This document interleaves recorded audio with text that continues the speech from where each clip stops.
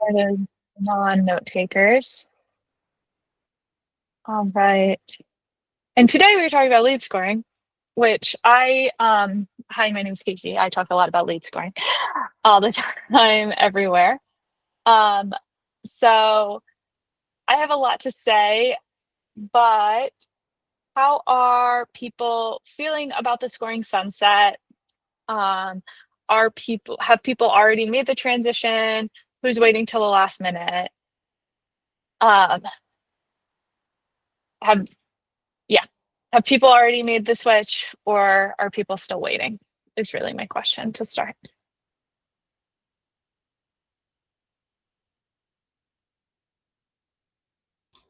Can you explain what, like, after the sunsetting? So it just means that, like, the current way that you can set things up is just no longer be offered. So what is just something going in its place? So we have to like relearn it, or what is going to be the impact of? Yeah, that's a good starting place. Like I said, I talk about lead scoring all day, so thank you for bringing me back down to earth. I'll show you a little bit of what I'm talking about. Let me just bring up a demo portal. Okay, here we go. So historically, scores have been under properties, and they've been a property type.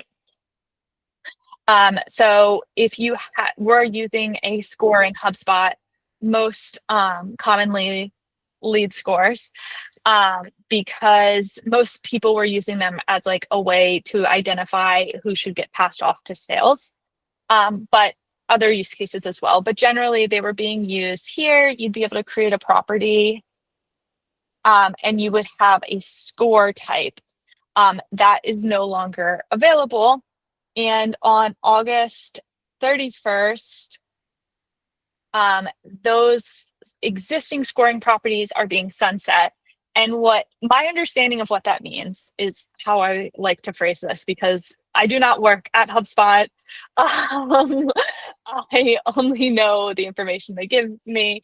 But my interpretation of their phrasing is that if you're using the existing scoring tools, they will no longer score your contacts. So whatever those scores are on August 31st, when they get sunset, will be those scores locked in time. So if in most cases, teams are using those scores to say, okay, give 5 points if a contact has the right job title for my buying persona, give 10 points if they have clicked a bunch of emails, give 10 points if they filled out a form downloading a resource, and so on. And then once you get to a score of 100 or something, that's the contacts that get passed to sales. If that is how you are using the scoring right now, inside of HubSpot, that will no longer work on, I guess, probably September 1st. Those scores will stop getting updated. And so any workflows that are triggered by changes of scores will stop working. What HubSpot has introduced is their new lead scoring app. If you have Service Hub, there's also a customer score. The customer score lives in settings, health score, customer health score. But it behaves very similar, it just lives somewhere else. But if you are either a sales professional or marketing professional subscription, you have access to, under marketing, the lead scoring app. And to the original question, yes, this is like a different tool, a different system, a different way of building your scores. In the old in here, then this one is staying. So because I was like, wait, I'm doing all this setup and then it's going to go away, but that's a different one than I have not been in then. Mm-hmm. Okay. Yes, if you're working in here, this is what's staying. This is the new system. I want to double Um, check before I keep that's going to go away. yes, yeah. So this is the one that will be staying. And this, it sounds like you are using this one, which is good. But for anyone that had previously used the old one, this does behave different in a lot of ways than the original one. So if you are working on rebuilding your scores in the next really 2 weeks, it's better to start early because there are some like nuances to this new scoring system that the old scoring system didn't quite work for. So it sounds like, Ali, specifically for you, you're using this. You're not transitioning from the old score to the new score. You're just working in the new one. Is that correct? Yes. Cool. Cool, cool. Have have you launched a score in this tool, or are you just in the building phase right now?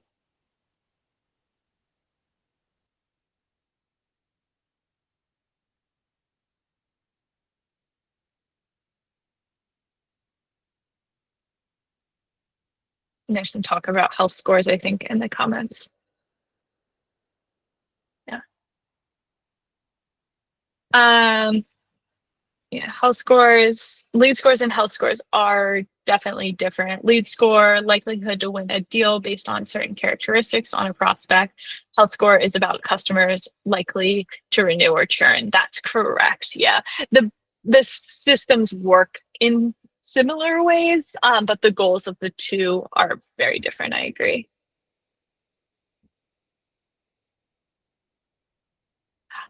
There's also newly deal scoring. This was just released like a month ago. So on top of scoring contacts, scoring companies, we can now score deals as well. This was a big gap with the sunset that was causing a lot of pain for people. So happy to see that get announced, and it's now available. I will call out if you are interested in deal scoring, just click in and see if you have access. I know just this week I was in a portal. I'm a super admin in this portal. Or I guess I'm a partner admin technically. But I went to set up their deal score and it was locked because I needed a sales seat in order to create the deal score. I don't love that. I've seen that happen in like a few different areas, especially in the sales hub, like the lead objects. Sometimes you need a sales seat to make some edits there. Um, I flagged it with the scoring team because I was so mad about it. But for right now, we have just a limitation to keep in mind. Yeah. All right. So, Zaya, you mentioned if you're starting with a lead score, where to start with the lead score? Is that the general question? Yeah, that's exactly right. So I'm thinking about, if I'm someone that's sitting here thinking about, hey, I haven't even added lead scoring into our functions. Where do I start? What are some criteria that I need to think about? I'm someone that's a big fan of just mapping things out, putting them on paper, whether it's me drawing things out first using Miro or just kind of writing it on the Google Docs. Like what are some things that I need to think about? Yeah, so I like to break my scores into these three pillars.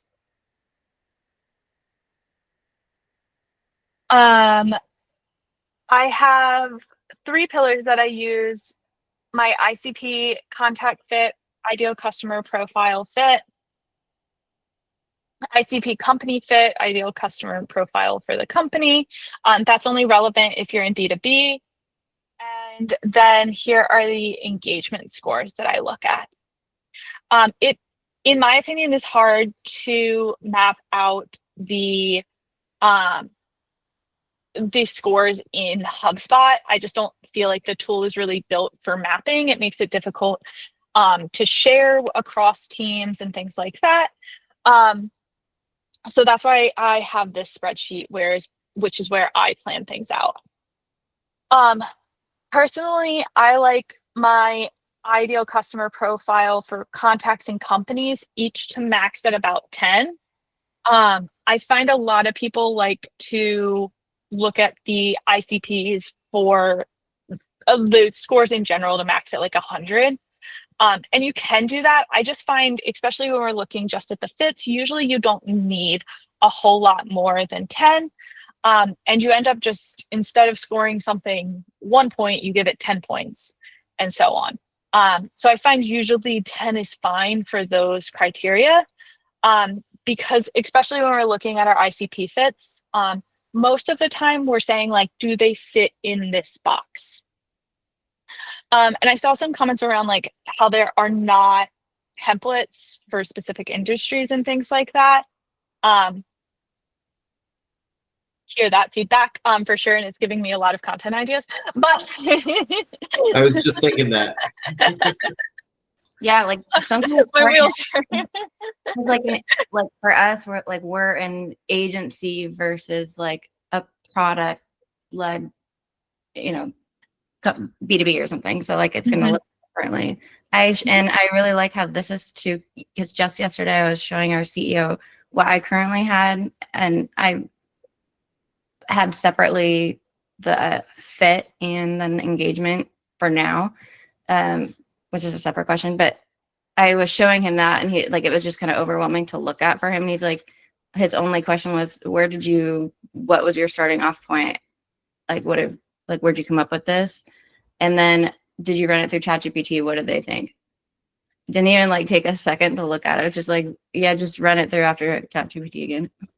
So I like the template thing. It does freak me out a little bit because I think no, I know. I think it can depend so much on your organization. I find one of the biggest complaints I hear teams have with lead scoring, like sales teams all the time, I hear our lead scoring sucks. I hate the lead score leads. And often that's because there is an alignment between marketing and sales on what those leads look like. What I like to do is I like to ask the sales reps for examples of good and bad leads that have come through the system in the last year. And then I can start to use those to determine what the scoring should look like. And to be honest, most of the time it's going to include things for the contact, like the contact's job title. If you have properties you're filling out, like the role of the contact and departments, that can be used too. But honestly, job title is almost always like a big factor in the ICP contact fit. Then also the geo of the contact is also tends to be of high importance. And then we start to look at things like just how much information do we have on them? Is their email known? Is it a free domain? Or if we're in B2B, do we have their work email? And then often also like the source of the leads will come up. So looking at this example, if they're from an event, sometimes that can be a higher quality lead than others. I don't have a template for specific industries right now. I may make one based on this conversation. Follow me on LinkedIn. And in a few weeks, probably after inbound, but you might see something. But I think starting those conversations is really important. When I'm building lead scores for teams, we do a minimum of 5 stakeholder interviews. And I like those stakeholder interviews to be individual, so one-on-one. I don't like them to be groups, so I don't like the entire sales team or the entire marketing team to be on those, because then you get into this groupthink mentality that can be kind of dangerous. And then I like to have at least one of the 5 interviews, one with marketing, one with sales. If you have a customer success, customer service team, Those are also great people because they're talking to the users. They know who's staying also. So those are worth having as well. And then usually someone on the executive side of the table that has some interest. And then if you have like a product person, or that fifth slot is a little more up in the air. Other things you can look at are contacts associated with closed won deals, or even just deals that like made it fairly far in the sales process. And I usually will just do a table in HubSpot of, I'll do things like, I'll just make a table report in HubSpot. I'll show you. This is a demo portal, so it's always kind of funky.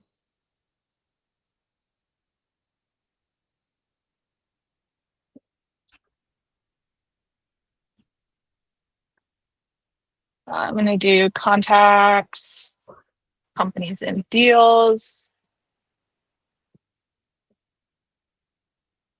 job title, count of contacts,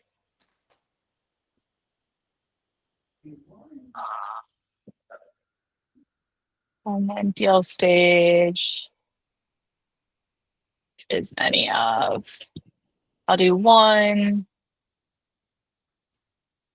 or even some of these later stages if I just need more data.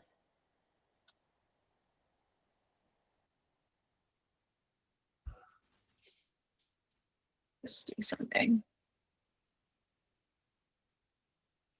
And then what I've done in the past is I'll take this table and I'll send this table to ChatGPT and say, what are the common job titles? And things like that I can incorporate in my lead scoring. So in like just looking at this first page, maybe I want to add something to my score. This is my contact fit score. I want to add consultant to one of the scores based on what I'm seeing here. And there may be varieties, but that's generally how I use ChatGPT. I don't use ChatGPT early in. I do hear the need, and I hear why the executive said that. I do think it puts you in a really risky position where you're making what I call like aspirational lead scores. I've told this story a lot, so apologies for anyone that's rehearing this. But I had a client a couple years ago that we had their entire score set up to prioritize hospital CEOs. And that's all we were passing to sales, basically. Every time we got a hospital CEO to open an email, we were like, that's who we want. That's what the sales team told us. That's who we're sending. However, the sales team kept complaining because they weren't getting anything from these leads. And that's because hospital CEOs don't open their own emails or do their own outreach. Like, it's their assistants. They are not the ones doing this stuff. And when we talked to the sales team, we actually found out is that most of the deals were starting with people, in this instance, manager level people in the IT team. And then they were moving up in their careers and bringing us along with them. And that's how we were getting the bigger deals. But what we actually should have been prioritizing in our lead score is some of those manager level job titles, because those were the people who are actually interested in talking to us, talking to the sales team, and starting actual deals. So once you introduce, and that's also why I think it's really important not only to talk to the executive team when you're building your scores, because oftentimes the executive team is going to have these like aspirational targets. And that's fine and well, and you can incorporate those in there. But if all you're scoring on is your aspirational targets, then the sales team is going to complain because none of the leads are going to kind of come to fruition, or very few. And that's where like some of that frustration from the sales team comes from. And then there's distrust for your score altogether. From here, I'll also pull in different things. So job title is, like I said, like one of the easiest ones when we look at context specifically. But I also might look at things like first conversions, seeing if people are coming in specific ways. This is dummy accounts, so no one's converted on anything. But in theory, right now, you would see like, oh, how crazy that this one ebook is the source of so many of our deals that are moving through the pipeline. That must mean that that source is way more important. But you can pull in like all these different things. Dietary preferences, if that for some reason was indicating. I have not done this, but one place I would be more inclined to use ChatGPT early in is if you have the connector, because the connector is able to analyze this data way more quickly than I'm able to pull properties from into this table. I haven't played with that much though. I don't have any clients that are ready to connect. So I'm still waiting.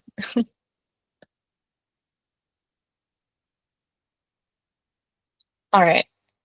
I know, Cameron, you had some questions. Any? Oh yeah, this is a whole. I've gone in circles of trying to figure out. So I think maybe where I usually start in terms of going down this is, how do you determine what a good score is? I love this question. I hate it because reports and math and median and bell curves and all that stuff, but like, is there an easy-ish way to get an answer on this? So generally, no. Short answer, no. Long answer, yes.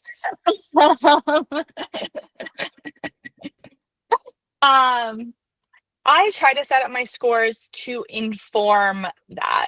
I actually just did a session last night. DM me, and I can send you the link to the full session where I actually built I walked through my entire process as well as the automations that support this. But one of the big things I do is with the engagement score specifically, and I'm breaking this out into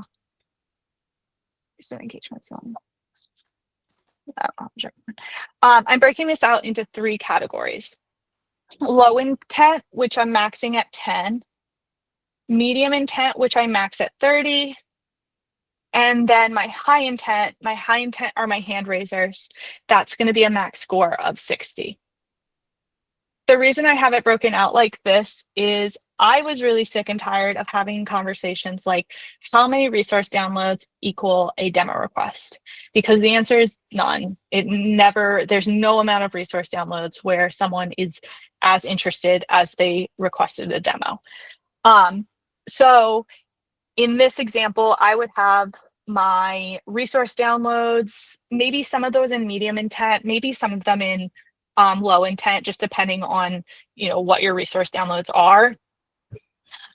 But medium intent maxes out at 30, low intent maxes out at 10. So your max engagement score in this model, if you did not raise your hand, is 40. So you can never get to that 60 points from there. The caveat I will say is I mentioned that I do my ICP contact and my ICP company fits each max out at 10. So 40 plus 10 plus 10, we're at 60. So for me, I'm using 60 as my pass to sales threshold in this model. And that's going to be either someone who has raised their hand, regardless of their ICP contact or company fit, or people who have shown decent engagement and are home run company and contact fits. Now, how much volume you're getting is going to determine whether or not 60 is right, or if you want to lower that down. And volume is going to depend on lead volume, like how many contacts are entering into your system, but also like what's encompassing your ICP contact and company fit scores, and do we actually like have that data on people, or do we need to enrich that in other ways to kind of push scores up and down? This is cool. I like this as like a first go around, as opposed to what I've always done, which is export all your contacts with all of their lead scores, find out what the standard distribution is, figure out what your percentiles are, and then like just so much more complicated. Yeah, I mean, my like general HubSpot methodology is like, how can we make it simpler? But you can see like, then I can start making lists too. So I can say like hot leads are people who their engagement score is above 60. These are my hand raisers. I also I can do kind of combinations of things like this. This one I'm saying maybe we trigger a nurture sequence off of this, which is their engagement score is greater than or equal to 20. But their contact fit score is less than 5, which to me tells me one of two things. And I'm not sure off of just this filter alone. Option one is they're a bad fit. We have the information we need about them, but we know that they don't work for our needs. However, they might be an influencer. They might move up at the company at some point. Like, I'm not saying we need to like throw them out with the bathwater. The other option, though, is that we don't have enough data to score them as a contact fit, in which case something like a nurture sequence, we might be able to gain more data on them. I also do a lot of work with Clemen from Celestial. He does contact enrichment.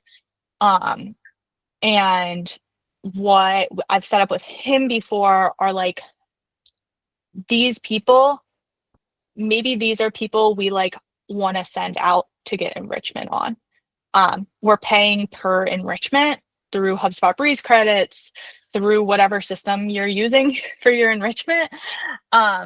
You don't necessarily want to enrich every contact in your database. But if you're seeing decent engagement and starting to see that kind of bubble up, maybe that's a good signal that you do want to enrich them, whatever that looks like. Do you, an open question if anyone else has opinions, but do you ever go back and edit your lead scoring model? Or do you have a particular cadence for reviewing it?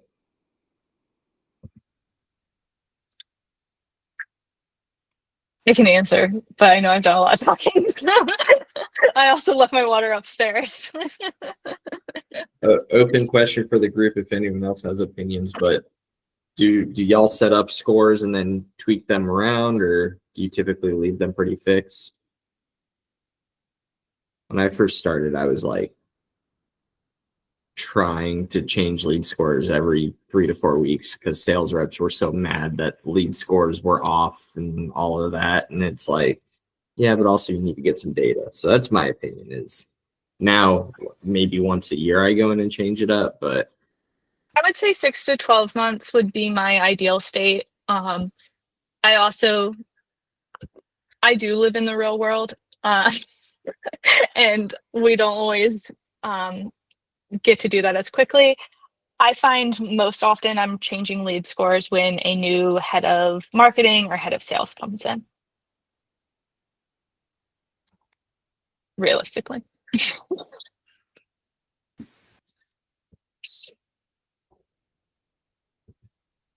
when they first mentioned sunsetting the scoring model, I was surprised because I think there's a lot of application outside of lead scoring. And then I realized when they added the customer service that really they're just boxing it into features that fit with certain hubs. So I'll be interested.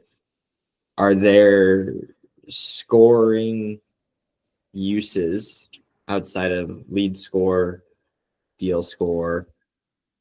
You've got deal probability that can be used like scoring, customer service scoring. Like, so those are now like the de facto features. But is there anybody that's using scoring outside of like these standard uses that's going to be missing lead scoring or scoring as a feature, as a property?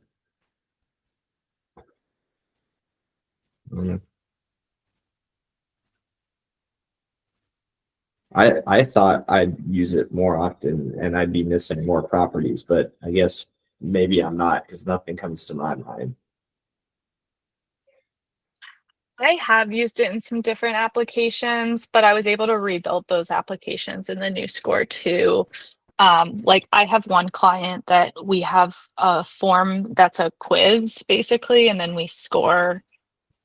We use the scoring property to grade the quiz. That makes sense. Yeah. Um, I may have something to add on this. I'm still kind of fine tuning it, so it's not perfect yet. So if you're trying to score, basically your intent is to find how likely is this person to buy, right? And the way I think about it is like, if your product is given to them for free, will they use it for a month? Do they really badly need it right now? So there are certain, I think I have not done much research in this. I am still playing around with questions on what should I ask. And there is a reason, right? If you ask a person, they say, I don't want it for this reason, because you don't have X feature or you don't have Y feature. Then you ask, how badly do you need it? If you build it in a month, we'll take it, right? Then you cater to every objection of theirs. It is possible to find what questions to ask and how do you convince the sales closure, right? When you get which are the common objections or the top 10 objections, then you kind of build your questionnaire around that. And if you talk to 100 people, you will know the top 10 objections very easily because there will be a pattern to it. I think once you have found the pattern, it depends on the business. I think it's very much in the persona thing, right? Like if it's a B2B, $1 billion company, they'll have different objections. If it's a B2B under 10 million, they'll have different objections, right? For under 10 million, the pricing would be a problem. For $1 billion company, they would want to solve the problem quickly, right? And depending on, I think it's very much tied to the persona of your business which you're targeting. If you solve the top 10 objections, and then you say, no matter how much you solve, there'll be one category you say, I will never buy. They'll show interest, but they just shopping, right? They are never going to buy no matter how much you give. That is zero core, right? And which questions to ask to find out he's never going to buy? If you ask the questions, you'll be able to find the zero answer. So you'll have to have a quiz-like structure, which is exactly what you're doing. You just have to play around which questions. And typically what I found is if you ask too many questions, it kind of causes a drop down. So what I'm at least trying right now is I'm batching into questions of 5. And in my head, I'm thinking all the questions which I'll pose. And I'm talking to people and say, okay, is this what you want? No. Like, what would you make it buy? So I had to build this. Okay, fine. It's a mobile app. Yes, I'll build mobile app, right? Would you be okay the PWA? Like, okay, so I can build up a PWA right now. I can't build mobile app. Then I ask the right questions. You will get the objection. At some point, you can convince. If you had this, he will buy. I think if you repeat this process with 10, 100 people, I think Cameron is thinking, oh shit, this 10 number is coming every time. 10 is a very magical number because when you multiply with 10, it compounds. And that is how you reach infinity. Like you don't have to reach infinity. At sometimes 1,000 is enough. Sometimes 100 is enough. Sometimes 10 is enough. But it never works with 1. It's very hard to work with 1 person's answer. If you ask 10 people feedback, you will get 10 different things. When you ask 100 people, you will see some people merging together and you see a top 10 reasons again, right? That is why I think if you see listicles, top 10 video editor for this. That is why the number 10 is there for a reason, right? Yes, Cameron. I'll take a pause. Yeah, I mean, I'm cool at like automatically put my hand down. Google Meet. No, but I agree with you, right? Like obviously you want to make sure you're measuring the amount of questions you ask and the amount of friction that's created and balance that with how do we get as much data as possible.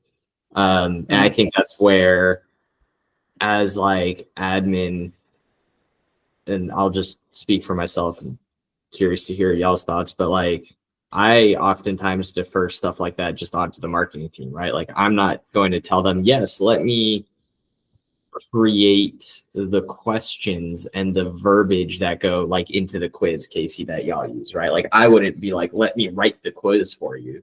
I would say, you tell me you want a quiz and what questions you want, I'll build the landing page. So Casey, I'm curious to hear your thoughts. Are you the same? Like, hey, I'm not writing the verbiage.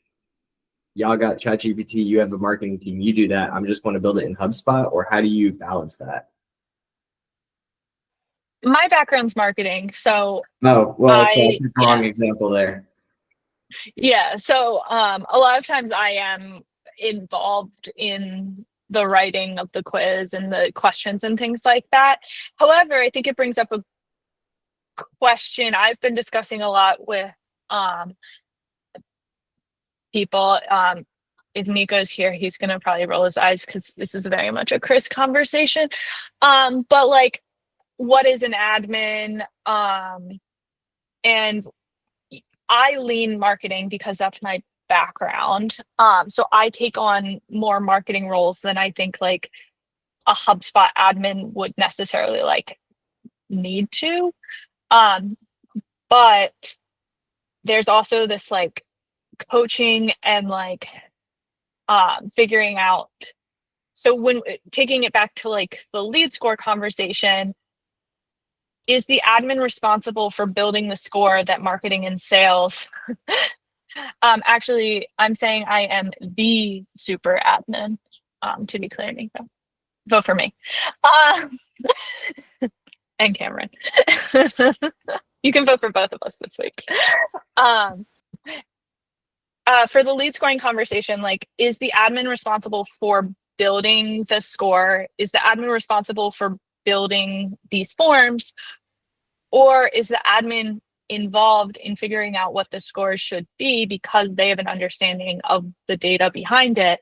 Is the admin responsible for some of those form developments because they know how we need to collect data to inform our scores and so on? I'm sure a lot of us have opinions on this. Is there anyone who's been mostly silent that wants to chime in? Hey, Cameron. I just shared a link on the chat. It's something I'm playing around with. It's not fully done yet. It's a type form. I have not covered how many questions. It's a very long questionnaire. I'm still kind of figuring out how to make it shorter and more sections. So it kind of builds the person's profile, and people have to tell me about themselves. Like, so their personality profiling is kind of done with this. And if it's the type form can be pushed towards an API for Breeze and say figure out stuff about this person, right? And I think at this point, I think if you use Breeze really well, and if you ask just people to fill their names and email, you can find a lot of things yourself, right? I mean, email domain name. If you just say block all the public free email addresses, their domain name will tell which company they work with. And HubSpot already knows a lot about the company. I don't even know why people ask for annual revenue range. I can search and find out. Like I can find a lot more if I even on the ChatGPT 5, right? It is a no-brainer. If you ask the name, if the name says Cameron Collins, I think it can reasonably guess it's a male. If it's Casey Hawkins, it can do a reasonable guessing it's female, right? Niranjan, some names might be unisex. You say, you know what? I don't know. It could be either. So then you ask. And if you do a LinkedIn profile search, it will tell you more. There's a photo of it. If you then put the photo of it, it will know for sure this is a female. It may still fail, but you don't have to ask more questions because all the answers are already available. You just have to ask the questions which you cannot find out by yourself. Like, what music does she like? I don't know. Right? What is her personality type? Is she friendly? Is she overly commanding? Or is she just too much needy and stuff like that? You have to ask what kind of person is this person, right? And the more you know about the person behind their email, that is when you can personalize the better, right?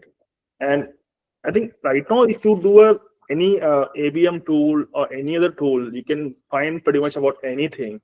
I was able to guess a person's favorite superhero, and I asked, and they didn't tell me. I said, "Do you like this superhero character?"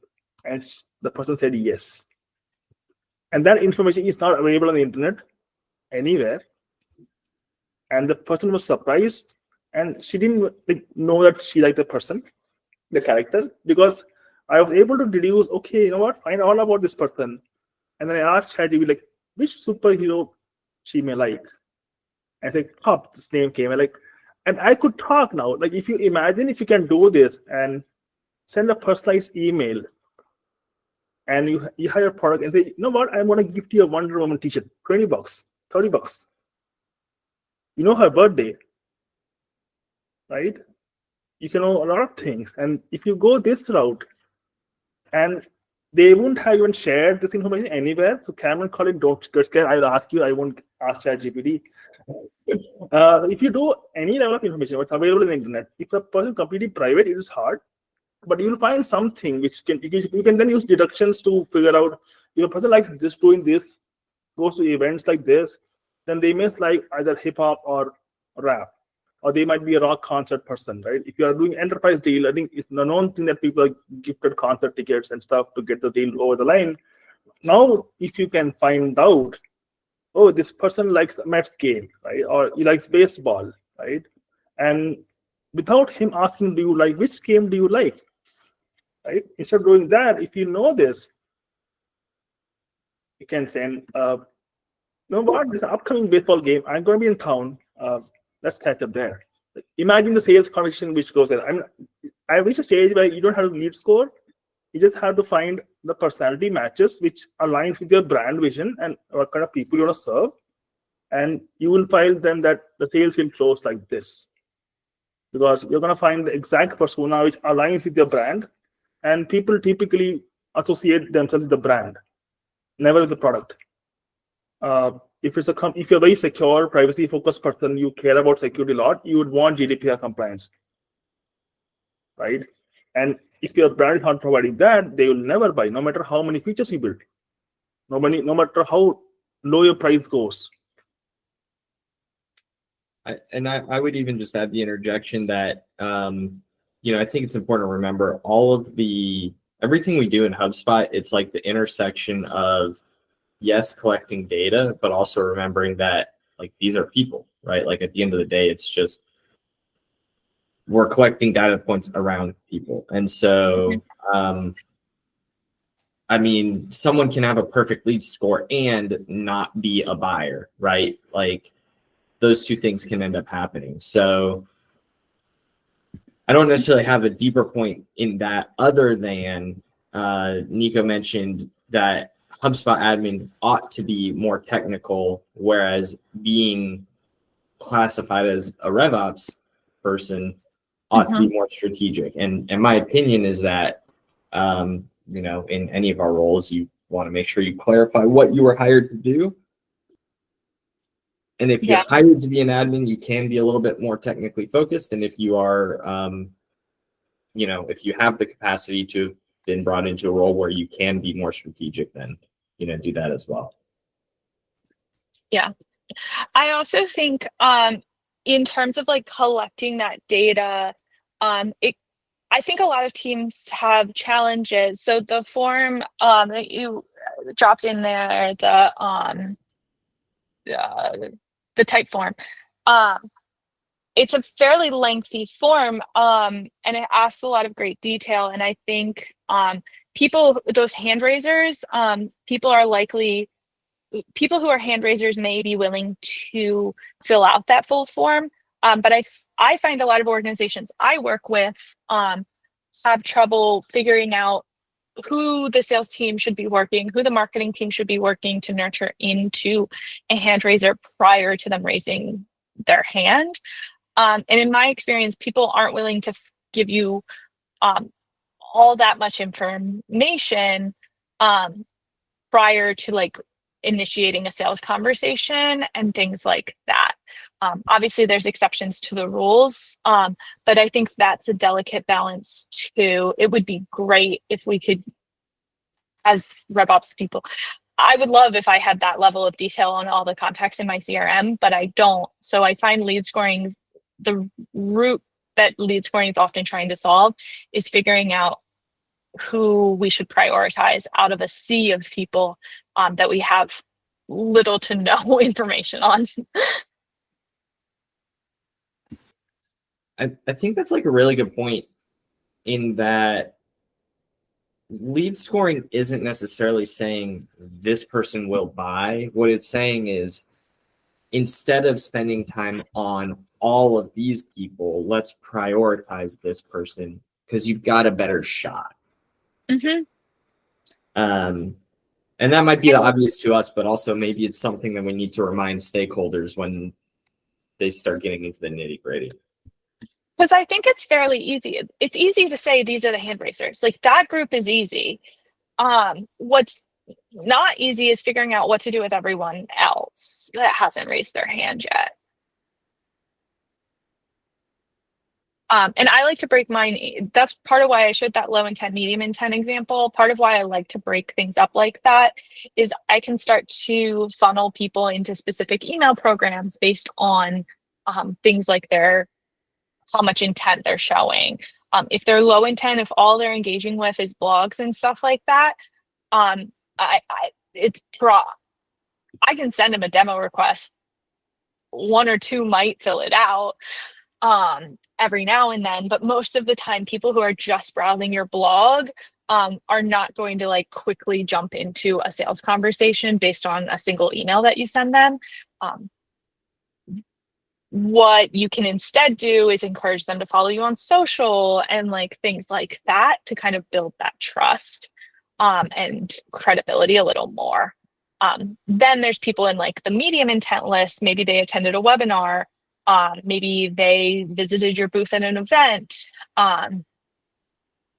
Things like that show more intent, but not quite sales conversations. And those are the people that maybe you do want to kind of reach out to proactively if your sales team has the bandwidth.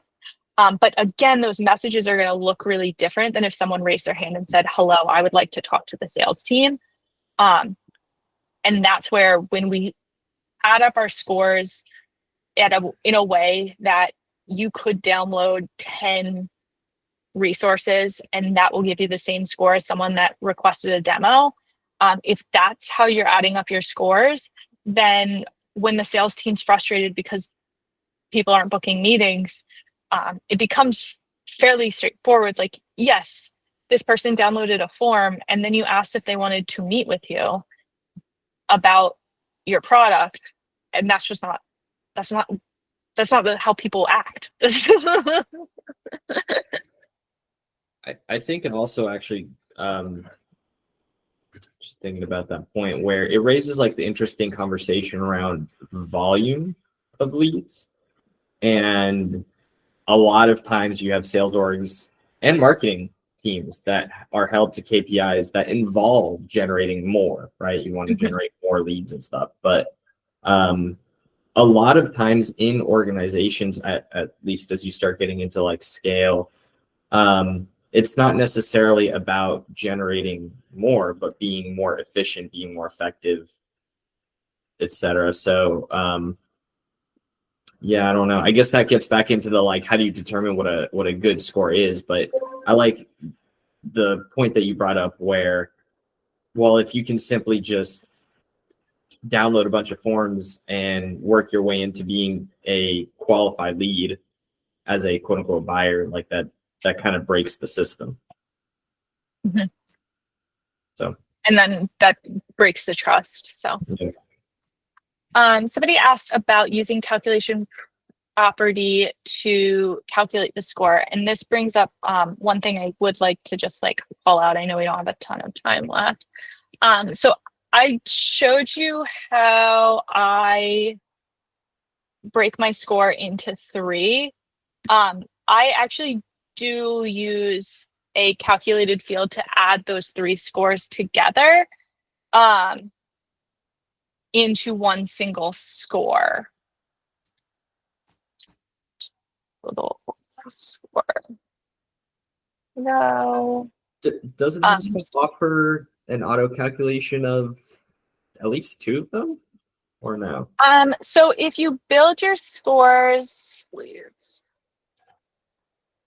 Exit. If you build your score as a combined score, it will calculate the fit and the engagement together. I prefer to have those broken out, primarily because it gives me a little more flexibility into what I can see.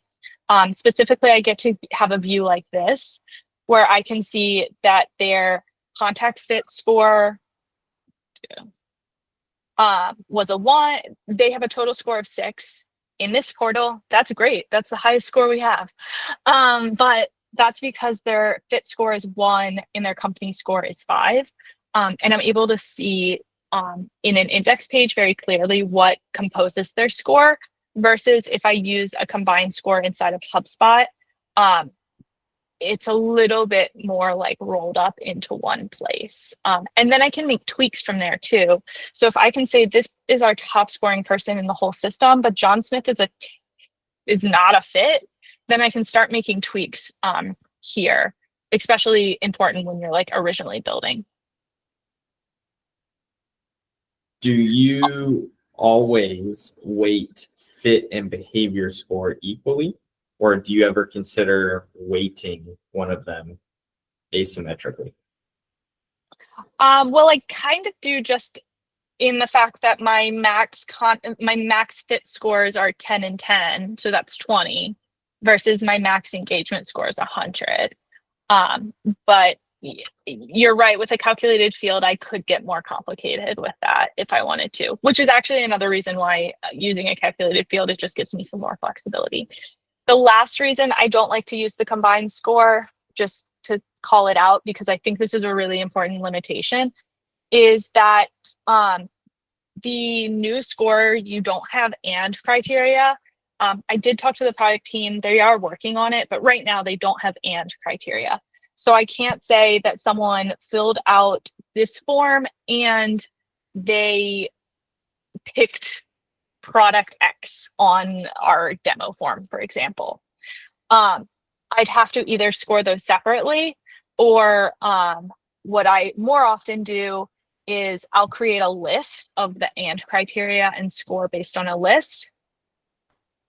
But a list is a fit score and the rest of this is an engagement score. So I end up using a combined score to like proxy some and criteria right now.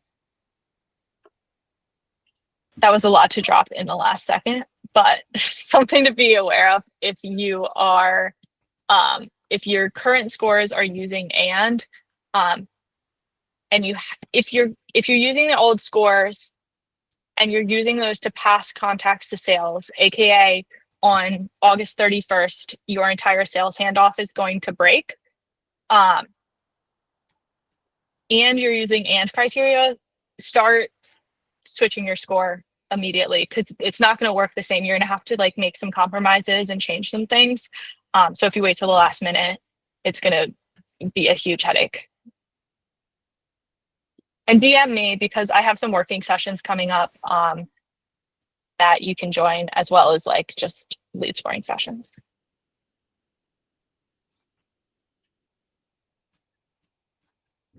I think that we're about to get kicked out, aren't we?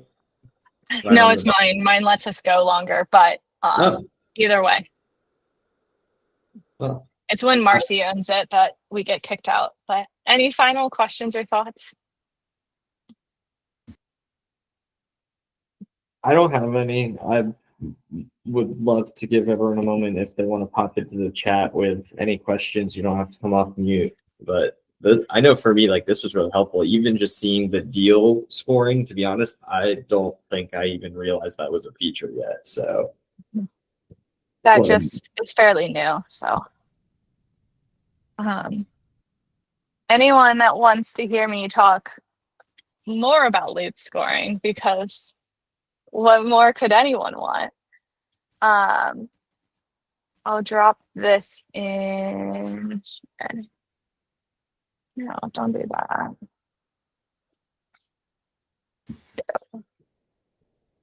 that. Follow me on LinkedIn. I talk about lead scoring at multiple times a week. But also, if you want, you can sign up here. Claim your free portal access. You'll have to fill out a form. But then you'll have access to like 6 or 7 each hour-long sessions all about lead scoring, how to build it, how to think about it, and how to use it to automate your tools, as well as access to some upcoming sessions on lead scoring as well. don't forget, if you got value from this session, post about it. Tag Casey, tag the hosts. We appreciate encouraging everyone to attend. And vote for us for plus once a year. How many votes do you have, Cameron? I don't know. Votes are kept secret, but if I don't get moved to the next round, it won't hurt my feelings. So I'm excited to see many of you amazing faces at Inbound. That's way harder. Already makes you a winner, Cameron. What was that? Oh, Alexa, stop. That already makes you a winner because you have accepted that you are the best admin of the world. Doesn't matter who thinks or not. That's it. Yep. Regardless of what the populace thinks, I believe in me. So You believe in me? Roger Federer's video where he tells that he loses about 46% of the points. Have you heard that? I mean, it was on a university event where he told about this, that he actually loses 46% of his points and he's still a legend. That's it. So I mean, it only takes one. Yeah. I do have to move into another session, but thank you all for everyone who did join today. I appreciate everyone's attention. Thank you, Thank boss. you, guys. Talk soon. Till next time. Next week, we're going to talk about Inbound. I tried to talk about it at the beginning. I forgot which week we were doing what, Cameron. It was very embarrassing. Okay. But I will. I'm excited to see everyone next week as well. Bye, team. Bye, everyone.